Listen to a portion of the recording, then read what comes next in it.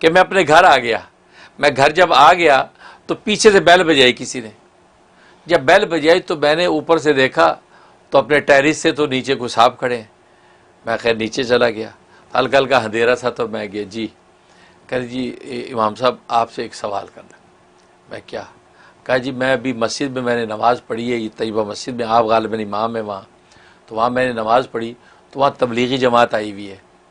तो तबलीगी जमात आई हुई है तो उनकी बातें मुझे समझ में नहीं आई, क्योंकि मैंने उनसे पूछा कि ये अस्सलातु वस्सलामु अलैका या रसूलल्लाह का ये जो सलातो सलाम है ये पढ़ना सही है, पढ़ सकते हैं? कहता नहीं पढ़ना, नहीं पढ़ना, ये सही नहीं है।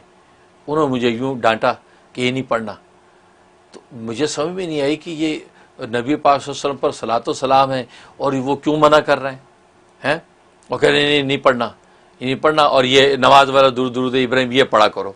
अच्छा। कहते वो तो खैर मैं कहता पढ़ता ही हूँ, लेकिन ये भी मैंने एक बुजुर्ग थे मलीर के अंदर, मैंने उनसे सुना था कि अस्सलातु वस्सलामु अलैका या रसूलल्लाह जो है ये सलातो सलाम पढ़ा करो।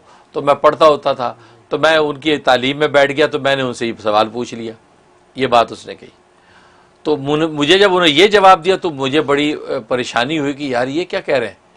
और मैं अपना कहता है तारुफ ये कराता हूँ कि मैं वो शिप होता है ना, शिप के अंदर जो है ना वो मैं कैप्टन हूँ, वो जो शिप चलाते हैं मैं कैप्टन हूँ शिप के अंदर। तो आजकल छुट्टियों पे आया हूँ क्योंकि हमें 4-5 महीने की छुट्टी मिला करती है, तो मैं छुट्टियों पे आया हूँ, मैं यहीं पीछे गली में रहता हूँ।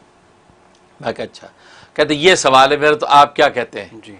अच्छा मेरा तो मिजाज ये था कि मैं मोहब्बत से और हिकमत से इल्मियत से जवाब देने की कोशिश करता हूँ ताकि जो है किसी का दिल टूटे ना, दिल ख़राब ना हो, लेकिन मंजिल भी मिल जाए। बिल्कुल।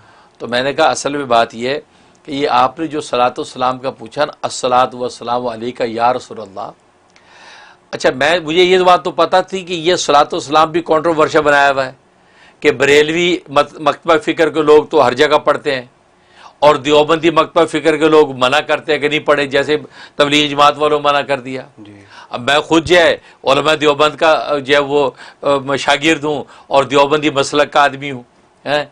अब जो है अब मैं उसको, लेकिन सलातो सलाम का मामला है और नज़ाकत इसमें बहुत है उसके अंदर किसी को बेअदबी किया उसका तसव्वुर भी आपके ईमान को ले उड़ेगा। अल्लाह। तो मैंने उससे कहा कि यार, मैंने कहा असल में बात यह है कि उन्होंने जो तुम्हें कह दिया ना कि नहीं ये पढ़ना, वो असल में किसी उनका मकसद ये नहीं, खुदा न खास्ता वो सलातो सलाम का इनकार कर रहे हैं। असल में बात ये कि ये सलातो सलाम जो है ना, अस्सलातु वस्सलामु अलैका या रसूलल्लाह का, ये सलातो सलाम इतने ऊँचे दर्जे का है, इतने ऊँचे मुकाम का सलातो सलाम है कि ये रोज़ा अक़दस पर जाकर ही पढ़ा जाता है। अल्लाह अकबर। इसका मुकाम बहुत ऊंचा है, लिहाजा बहुत ऊंचे मुकाम पर ही पढ़ा जाता है। चाहे तो रसूलुल्लाह सल्लल्लाहु अलैहि वसल्लम वहाँ रोज़ा अक़दस में मौजूद हैं, वहाँ जाकर ही हर आदमी पढ़ता है अस्सलातु वस्सलामु अलैका या रसूलल्लाह, अस्सलातु वस्सलामु अलैका या हबीब अल्लाह, अस्सलातु वस्सलामु अलैका या नबी अल्लाह। तो मैंने कहा हर आदमी वहाँ पढ़ता है। बिल्कुल। क्यों? मैंने कहा देखो जब कोई इबादत बहुत आला और ख़ास होती है उसकी शराइत भी आला और ख़ास होती है। मैं कहा जुमा देखो, जुमा एक बहुत स्पेशल इबादत है, लिहाजा उसकी ख़ास शराइत है कि वो जुमे के दिन में और ज़ोर के वक़्त में और इन शराइत जामे मस्जिद में और इस तरीक़े से अदा की जाएगी। बिल्कुल। मैं कहा आप घरों में जुमे नहीं पढ़ सकते हैं, जहाँ चाहे जुमा पढ़ दिया, बग़ैर खुतबे में पढ़ दिया, नहीं, उसकी शराइत है। तो मैं कि इसी तरीके से, लेकिन जोर कहीं भी पढ़ सकते हैं, लेकिन जुमा जोर से बढ़कर एक ख़ास इबादत है। तो इसी तरीके से ईद की नमाज मैं कि स्पेशल ख़ास इबादत है, वो ख़ास दिन में, ख़ास वक्त में, ख़ास शराइत के साथ उसी वक्त पढ़ी जाती है। ये नहीं कि ईद आप रोज़ाना ईद पढ़ते रहो, नहीं होगा। बिल्कुल इसी तरीके से मैं कि हज की इबादत कितनी ऊंची इबादत है, इतनी ख़ास इबादत है, ज़िंदगी में एक दफ़ा उसके लिए अल्लाह तबारक व तआला ने ख़ास शराइत रखी हैं कि वो मक्का ही के अंदर होगी और इन शराइत के साथ होगी, इन अय्याम में होगी। रोज़ कर भी नहीं सकते। आप सोचे यार आज का रश नहीं, जाके मैं मीना अरफात घूम के आ जाता हूँ, वो बस सैर सयाहत होगी, आज नहीं होगी। मैं कि बिल्कुल इसी तरीके से अस्सलातु वस्सलामु अलैका या रसूलल्लाह का जो दुरूद शरीफ है ये इतना आला और अरफा मुकाम का है कि जिसको सहाबा इकराम अपनी ज़बानों से नबी की मौजूदगी में पढ़ते रहे, ये वो सलातु सलाम है। और नबी सुनते थे सलातु वस्सलामु अलैका या रसूलल्लाह, सहाबा बोल रहे हैं, किताब हदीस किताब में मारा है, लेकिन ये इतनी ऊंची दर्जे का दुरूद शरीफ, ये ऊंचे मुकाम यानी रोज़ा अक़दस पर ही जाके पढ़ा जाता है। इसके वो आदाब है। ये किसी और मुकाम पे पढ़ेंगे तो इसका मतलब आप इस सलातो वस्सलाम के जो है दुरूद शरीफ की उस अजमत का लिहाज नहीं कर पाएंगे। तो उन तबलीगी जमात वालों जो आपको मना किया कि नहीं पढ़ना, उनका मकसद ये कि यहाँ नहीं पढ़ना भाई, ये बहुत ऊंचे दर्जे की गोया की इबादत है, ये रोज़ा अक़दस पर ही जाके पढ़नी है, तो ये वहाँ पे करना है, इसलिए वहाँ पे ये करने का सलाम है। यहाँ पे हर जगह पढ़ने का नहीं है कि हर जगह पढ़ें। और वजह ये फिर मैं कि इसके अंदर कंट्रोवर्सी शुरू होती है दूसरी कि जो वो मसालिक के अंदर पैदा होती है, मैं उसके अंदर मैं नहीं जाता, लेकिन बस मैं तुम्हें ये बता रहा हूँ कि अस्सलातु वस्सलाम अलैका या रसूलल्लाह ऊँचे दर्जे का दुरूद है, वो बहुत ऊँचा मुकाम जो रोज़ा अक़दस का है वहाँ पर पढ़ा जाता है। बहुत ज़बरदस्त। अच्छा, वो इतना खुश हुआ, कहता है जज़ाकल्लाह, माशाल्लाह आपने दिल खुश कर दिया कि जब मैं इस्लात वस्सलाम की इतनी अज़मत है कि ये उस मुकाम ही के लिए ख़ास है, माशाल्लाह अल्लाह आपको जज़ाए खैर दे। और मैं ख़ाम को उनके बारे में जमात के लोग, मैं कि वो बेचारे आम लोग हैं जो दीन सीखने निकले हैं, उन्होंने जो सुना था कह दिया, उसके हक़ाइक़ आपको नहीं समझा सके, कोई बात नहीं। ये उन्होंने सलाम किया और सलाम करके चला गया, वो चला गया। अब ईशा के बाद का मतलब मैं फिर घर आया और उसके बाद मैं लेट गया। मैं जब सो गया तो रात को रसूलुल्लाह सल्लल्लाहु अलैहि वसल्लम की ज़ियारत हो गई। अच्छा, अल्लाहु अकबर। रसूलुल्लाह सल्लल्लाहु अलैहि वसल्लम तशरीफ़ ले आए और आप सल्लल्लाहु अलैहि वसल्लम मेरे इस जवाब की तायीद फरमाई जी। और मुझे गले लगाया।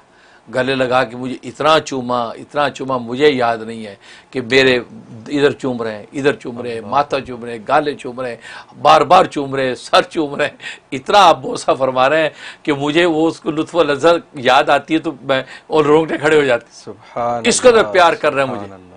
और मैं आपके बदन की खुशबू यूँ ले रहा हूँ जैसे अपनी माँ बाप के सीने से लगता हूँ, तो उस वक्त मुझे वो खुशबू मैं लेता। और यहाँ तो नबी पाक सल्लल्लाहु अलैहि वसल्लम की ज़ात आली है, यहाँ सरापा खुशबू। इस कदर आपने मुझे चूमा और इस कदर मेरी तासीन फरमाई और इतने खुश हुए और बार बार जो मुझे जो है वो बड़ी मोहब्बत और तासीन की नज़र से देखा है। और जहाँ मुझे जो है शाबाश दी कि भी तुमने जो जवाब दिया है बेहतरीन शानदार बात की है, माशाअल्लाह, बेशक। उसके बाद मेरी आंख खुल गई और मैं जब सुबह उठा हूँ तो इत्तेफाक है कि वो ख्वाब में कोई हुजूर से मुझे चूम रहे हैं, तो मैं खुशी से रो रहा था। तो मैं उठा तो मेरी दाढ़ी उसी तरह तारा और मैं रो रहा हूँ। मैं उठा तो घर वाले कहते खैरियत।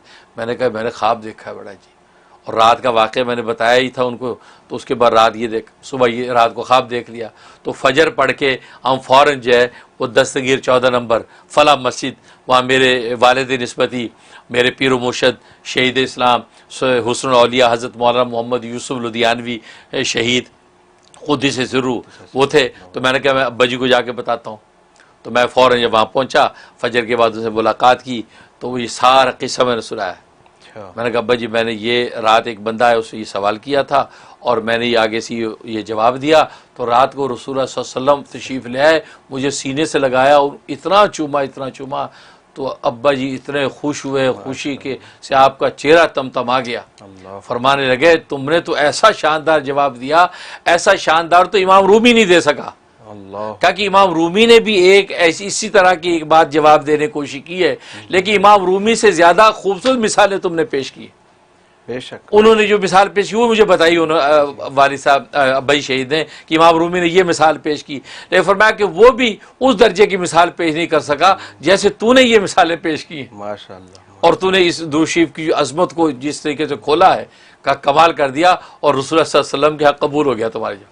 बहुत खुश हुए और हज़रत ख़ास कुछ मुझे फिर ख़ास दुरूद शरीफ और मामूलात जो है मुझे वदीयत किया कि आज मैं तुम्हें ये ख़ास दुरूद शरीफ तुम्हें तोहफ़ा देता हूँ। अच्छा, तो वो ख़ास मुझे दुरूद शरीफ मिले, कहा ये पढ़ो बस मंजिलें ही मंजिलें। तो खैर उसका फिर मैं एहतमाम करता हूँ। तो मतलब कहने का ये मेरा जो है ज़िंदगी का एक बहुत बड़ा असासा। और फिर तो रसूलुल्लाह सल्लल्लाहु अलैहि वसल्लम की तवज्जुआत फिर तो माशाल्लाह समझो उंगली पकड़ के चल रहे हैं। अल्लाह, तो फिर तो अल्हम्दुलिल्लाह अल्लाह की रहमत। लेकिन मैं ज़ाहिर है अपने इस तरह के ख्वाब रसूलुल्लाह सल्लल्लाहु अलैहि वसल्लम के हवाले से बयान करने से हेजिटेट करता हूँ, बयान नहीं करता। और लोग मेरे बारे में देखते हैं वो मैं सुन लेता हूँ, लेकिन खुद जो है मेरा मिजाज नहीं है कि। लेकिन ये कि आप बीती के अंदर एक बड़ा अहमियत का हामिल एक मसला था और बहुत अहम टॉपिक था। अच्छा, उसके बाद क्या हुआ, दूसरे दिन असर के वो साहब फिर आए, कहने लगे जी अस्सलाम वालेकुम, रात जब आपने मुझे जवाब दिया था ना, अच्छा रात भी उसने मुझे कहा कि हजरत लगता आपके पीर कामिल है। अच्छा, उसने मुझे ये बात की, लगता आपके पीर कामिल है, ये पीर कामिल का फैज़ है। ये क्या जवाब दिया आपने, ये पीर कामिल का फैज़ है, ये कह के चला गया था।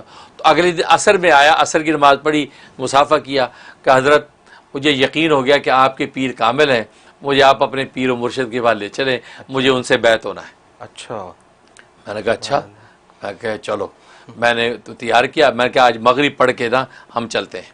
अब मगरिब की नमाज़ मैंने तैयबा मस्जिद में पढ़ी और उन साहब को मैं लेके चला। मैं दस्तगीर 14 नंबर अब्बा शहीद के पास आ गया। तो अब्बा जी मगरिब पढ़ा के जो है घर चले गए थे, तो मैं घर पहुंच गया। तो मैंने कहा अब्बा जी एक साहब हैं, तो वो आए हैं, तो आपसे मिलना चाहते हैं और वो ये बैत होना चाहते हैं। अच्छा अच्छा, मुझे पता था अब्बा जी शहीद जो है वो दाढ़ी मुंडों को बैत नहीं करते, दाढ़ी वाला हो दाढ़ी मुंडे को बैत नहीं करते, बल्कि नौजवानों को तो कहते 4 महीने पहले तबलीग में लगा के आओ, 4 महीने लगाओ फिर बैत करूँगा। अब लेकिन अब इससे दरख्वास्त की, अब जो है वो बैठक खोल दी, बैठक में बिठा दिया। तो अब्बा जी आ गए, तो वो कैप्टन साहब मिले, बैठ गए। मैं कहा अब्बा जी ये साहब है कि ये बैत होना चाहते हैं।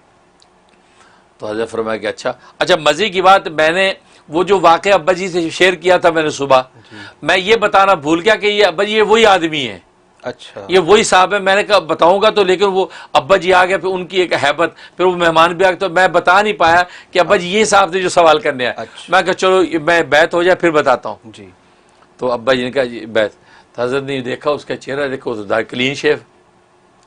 तो हज़रत ने देखा, चेहरा देखा तो मेरी तरफ देखा। तो मैंने कहा अब्बा जी ये बैत होने के बड़े ख्वाहिशमंद हैं, तो बैत कर लें, इंशाल्लाह जो है ये दाढ़ी रख लेंगे। मुझे पता था कि हज़रत ये क्यों देख रहे हैं मुझे। जी। तो हज़रत उनको देखा, हाँ मियाँ दाढ़ी रखने का अहद करते हो? तो मौलाना मुनीर सिफारिश कर रहे हैं, फिर मैं तुम्हें बैत करता हूँ। अच्छा, कहा जी हज़रत बिल्कुल। मैं कहा अगर रसूलुल्लाह सल्लल्लाहु अलैहि वसल्लम की सुन्नत चेहरे पे सजाओगे नहीं तो रसूलुल्लाह सल्लल्लाहु अलैहि वसल्लम की मोहब्बत का रास्ता कैसे तय होगा, है? तो दाढ़ी रखोगे ना? कि जी मैं अहद करता हूँ दाढ़ी रखूँ। हज़रत ने हाथ में हाथ लिया, बैत किया। बैत करने के बाद यह उसने कहा जी मामूलात, हज़रत तुम्हारे मामूलात सिवाय दुरूद शरीफ के कुछ नहीं है। अच्छा, तुमने शबो रोज़ सुबह शाम दुरूद शरीफ पढ़ना है। अच्छा, यानी अब आप देखें कैसी बुजुर्गों का कश्फ। बिल्कुल, हालांकि अभी बताया नहीं। अच्छा वो साहब ज़ाहिर है कोई एक ऐसे मकतबा फ़िक्र या एक ऐसे माहौल से आए थे जो सलातो सलाम दुरूद शरीफ के बड़े आशिक दीवाने थे। जी, तो हज़रत ने भी इत्तेफाक से ये कहा कि आपने हर वक्त दुरूद शरीफ पढ़ना है। सुभान अल्लाह। हालांकि जानते बैकग्राउंड कुछ नहीं है, कुछ भी नहीं, अल्लाह, कुछ भी पता नहीं है। जी। हज़रत ये बात कही तो वो बड़े हैरान हुए कैप्टन साहब कि जी हज़रत। और क्या हज़रत फरमाया कि खाली वक्त में हर वक्त दुरूद शरीफ पढ़ना है और तुम्हें हर 15 दिन में मुझे आके रिपोर्ट देनी है। आप यकीन करें वो वही डी ब्लॉक में रहता था, उसने मैं नमाजों में आता था, उसे दुरूद शरीफ पढ़ना शुरू कर दिया। उसने 3 दिन के बाद मुझे कहा कि हज़रत मुफ्ती साहब मैं जो है नमाज रोज़े फ़राइज़ के अलावा हर वक्त दुरूद शरीफ पढ़ता हूँ और दुरूद शरीफ पढ़ते पढ़ते इतनी लज्जत अब तो महसूस होने लगी है कि किसी वक्त भी दुरूद शरीफ छोड़ने को दिल नहीं करता। उसकी हकीकी चाशनी महसूस होती है। और आप यकीन करें वो डी ब्लॉक में फुटपाथ पे चल रहा होता था सड़क पे, और ये दीवानों की तरह सर नीचे होता था, अल्लाहुम्मा सल्ली अला मुहम्मद व अला आलि मुहम्मद। ये बस ये आहिस्ता आहिस्ता उसकी दाढ़ी बढ़ गई, उसका जनाब लंबा कुर्ता और उसकी सर पे टोपी, उसका हुलिया ही सुन्नत के अंदर बदलता चला गया। और अभी मैं समझता हूँ 3 या 4 हफ्ते ही गुजरे होंगे, उसकी ज़िंदगी बदल गई। इतनी दाढ़ी। 15 दिन के बाद हज़रत को मिला तो हज़रत ने फरमाया कि मियाँ कौन? कि हज़रत मैं वही हूँ जिसको आपने सलातो सलाम पढ़ने का कहा है। बस सलातो सलाम ने मेरी ज़िंदगी बदल दी। हर वक्त दुरूद शरीफ पढ़ता हूँ और मैं कहाँ से कहाँ पहुँच गया। और मुझे आके जब वो बजी ने ये उनको मामूलात दिए तो बाहर जब हम निकले गाड़ी में आ रहे तो कहने लगे हज़रत वाकई आपके पीर कामिल हैं, आपके पीर कामिल हैं और रसूलुल्लाह सल्लल्लाहु अलैहि वसल्लम की क्या नज़र करम इनके ऊपर है। कहता हम समझते थे कि ये आप लोग सलातो सलाम का दर्स नहीं देते, यहाँ तो है ही सलातो सलाम सारा, यहाँ आपके पीरो मुर्शद में सलातो सलाम ही दिया है। और सलातो सलाम की आपने जो अज़मत बयान की कहता हमने कभी सुनी नहीं, और आज माशाल्लाह सलातो सलाम कहाँ से कहाँ मुझे पहुँचा रहा है। और वो माशाल्लाह आज भी माशाल्लाह उसे फिर अपने बच्चों के लिए मेरे मुझसे दुआएं कराई, उनके बच्चों को भी अल्लाह ने सारे मंजिलें तय करा दी और आज ज़बरदस्त ज़िंदगियाँ गुजार रहे हैं और वो फना फिर रसूल हो गए।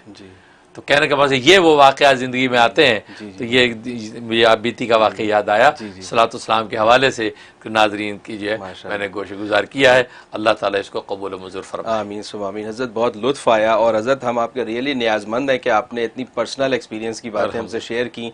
और हज़रत जैसे आप कहते हैं कि आप करना नहीं चाहते हैं, लेकिन हमारे बेनिफिट के लिए आपने ये शेयर किया। हज़रत हम रियली आपके शुक्रगुजार हैं, न्याज़मंद हैं कि आपने इतनी खूबसूरत बातें बयान की और नबी करीम सल्लल्लाहु अलैहि वसल्लम की मोहब्बत मौज़न हो गई और ज़्यादा दिलों में, और दुरूद शरीफ का असर नौ शौक वो आ गया दिल में कि वो ही ज़्यादा से ज़्यादा इबादत की जाए। अल्हम्दुलिल्लाह। जज़ाकल्लाह।